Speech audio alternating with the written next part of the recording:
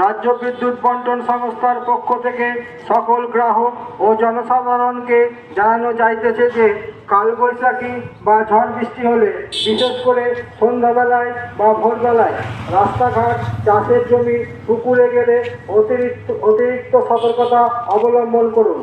ঝড় বৃষ্টি বা হুকিংয়ের ফলে রাস্তায়, চাষের জমিতে, পুকুরে বিদ্যুতের ছেঁড়া তার পড়ে থাকতে দেখলে সামনে যাবেন না বা স্পর্শ করবেন না। অসাবধানতাবশত চলাফেরা করার জন্য অনেকে বিদ্যুতের তার ছিঁড়ে ফেলছেন এবং প্রাণহানি ঘটছে। এরকম ছেঁড়া তার পড়ে থাকতে দেখলে কোনোভাবে স্পর্শ করবেন না বা সরানোর চেষ্টা করবেন না। এরকম চেষ্টা মৃত্যু ডেকে আনতে পারে।